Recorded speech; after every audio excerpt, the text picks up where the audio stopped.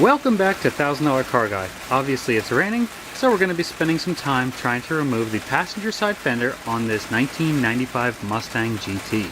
Now, I've never personally removed a fender from a 1995 Mustang GT, but I assume it's like a lot of things. We're going to try and find all the hardware that holds it on, remove it, wiggle it about, see if it comes out, and then move forward with any additional hardware that we find.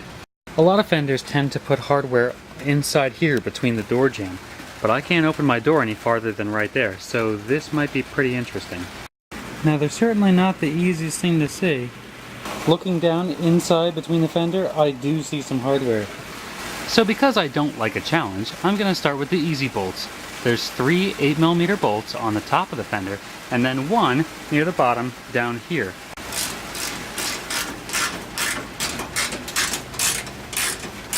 Obviously, you wouldn't be able to get to this with your bumper still on.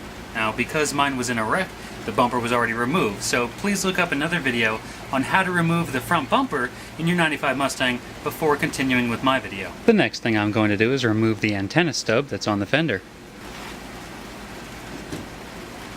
Oh. I'm pretty sure this is supposed to be attached somehow. I was able to remove my inner fender liner without any tools, because it wasn't clipped into anything. So here's the tricky part. There are 2 more, from what I see so far, 8mm bolts that go through this little panel gap, and you can sort of see where the extension is running to with that faint light on the other end. Come on, zoom, don't fail me now. Oh, you failed me. On the other end of that, there is an 8mm bolt, and then there's also another one lower in the car. You should be able to see it with a good flashlight. Next, you got to get those 2 out. Now, you can either do it with a long extension or maybe an extension and a couple of elbows. I don't have any elbows, so I'm going to have to use long extensions.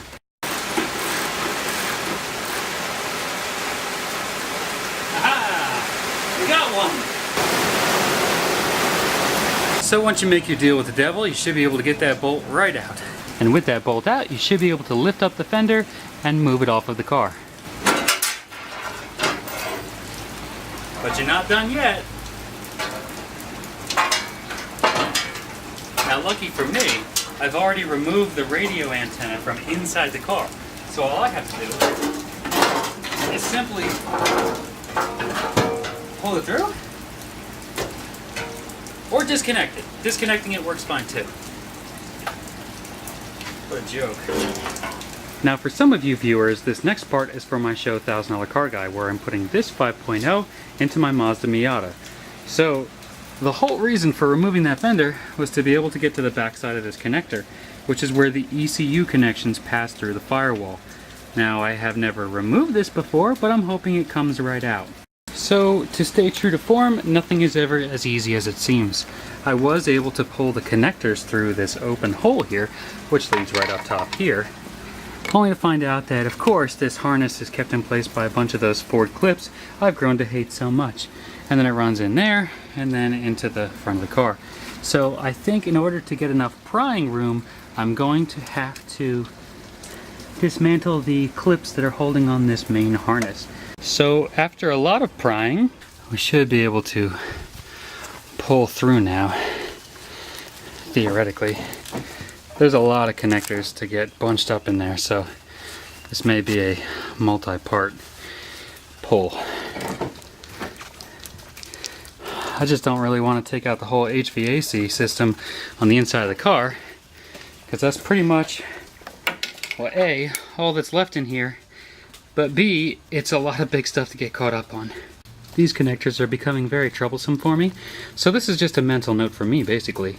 White and red stripes, solid red, black, red and black stripe, solid red. So I literally got all 3 of my main harness connectors and the ground, except for the big kahuna ECU harness plug that needs to come out next. It's like, imagine this is what women experience with birth. Come on, you. Oh, it's a boy. That comment was not intended to offend women that watch this show. And if you are a woman that watches this show, I like you already. Now, I suppose if I really wanted to impress myself today, I'd go back and I'd hook up all the connectors that I unplugged from inside the car, reconnect them, and then try and start the car. How do these go? I don't even know what these do. Come on, connector. Thank you. Can you tell how sweaty I am from that distance? This was a light red shirt when I started today. ECU, we'll get to you in a little bit. Now I'm actually trying to remember where everything went. Big connector. Okay, it's a one-way fit, so that's good. You always need a 10mm when you don't have one. That's pretty tight. So now that we have a fairly decent ground, I guess next I'm going to try plugging in the ECU. It is an extremely long bolt on this ECU. Okay, we got our ECU connected, and now we have my main 3 connectors to try and plug in. So this is quite the mess. I don't need so much of this anymore. But what I do need is to get these connectors sort of over there. And obviously we want to try and keep a lot of this outside of the rotating assemblies in the front of the engine. Connector 1, connector 2, and connector 3. I think all I need to do now is hook up the battery and we're ready to go. Well, I really got my toes crossed on this one. Okay, I didn't hear any pops or cracks. Here's the ignition. Fingers crossed.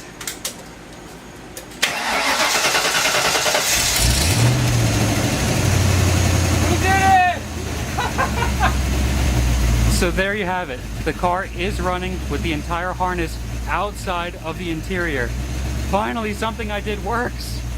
All right, so I'm gonna call that a major success for today. Oh, so sweaty. Thank you so much for watching. This is such a huge episode. I can't wait to see you on the next one.